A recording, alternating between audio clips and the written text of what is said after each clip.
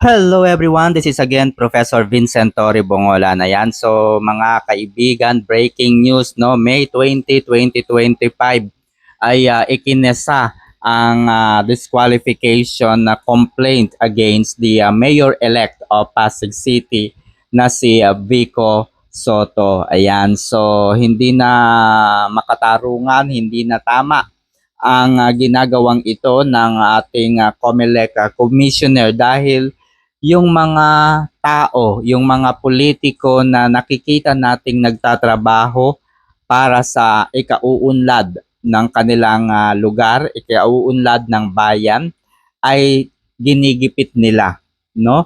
Yung mga politiko na sumisira sa ating bayan, sumisira sa integridad, no, ng kapulungan ay yun po yung kanilang ipinoproklama, no? So, akala natin tapos na ang galamay ni House Speaker Martin Romualdez at ng administrasyong ito. Pero ito nga at tapos na ang halalan, tapos na po ang eleksyon, alam naman po natin no kung ano ang mga bagay na ginawa ni Mayor Vico Soto sa Pasig. Kaya nga po landslide, 'di ba, ang mayor ng Pasig dahil nakikita ng kanyang mga constituents yung kanyang ginawa at ginagawa at gagawin pa sa Pasig City. Pero eto ngayon at nahaharap sa isang disqualification case si Vico Soto. Isa pang mayor-elect naman o vice mayor-elect ang pinapadisqualify din po ni COMELEC Commissioner George Garcia. Ito po yung abogado, IT expert, no, na si Harold Respicio.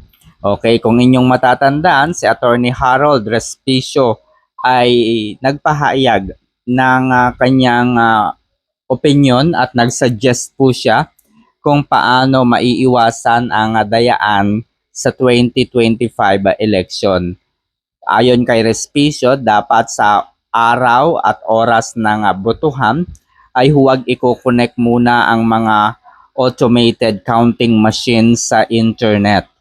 Dahil kapag ito po ay nakakonect habang ginagawa o kasalukuyang ginagawa ang halalan o botohan, ay maaring magkaroon po ng dayaan dito, okay? So ito po ang naging pahayag ni Attorney Respicio. Okay, so ang dalawang abogadong ito, no? Ito si George Garcia, abogado to eh. Pero hindi ko alam kung bakit ganito na po yung kanyang pag-iisip. Kung bakit ganito po, kung paano na lamang niyang bastusin ang mga nakasaad sa konstitusyon, ang mga nakasaad sa ating saligang batas. Kung kayo po ang tatanungin, mga kaibigan, lalong-lalo na sa mga Pasigenyo, suportado nyo ba ang disqualification case laban kay Mayor-elect Vico Soto? Okay?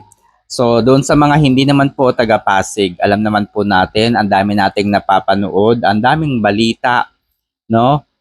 Ang daming mga pangyayari sa Pasig na minsan ay napapadaan tayo doon at kitang-kita natin yung pag-unlad at pagganda po ng Pasig City. So, kayo po ba? Pabor ba kayo dito sa disqualification case na isinampa? Ngayong araw lamang po ito ha, May 20, 2025 kay Mayor Vico Soto. Pakinggan po natin ang naging pahayag ni COMELEC Commissioner George Garcia. Hindi ko alam kung anong nature, but I was informed by the clerk of the commission it's a petition to disqualify that candidate. Tanong, pwede pa po ba yun? Hindi ko po sasagutin yung merits. Kalimitan po kasi ang petition to disqualify ay pwede lang ma-file before the proclamation of the candidate. After the proclamation, hindi ka na po pwede mag-file except election protest o kaya po waranto.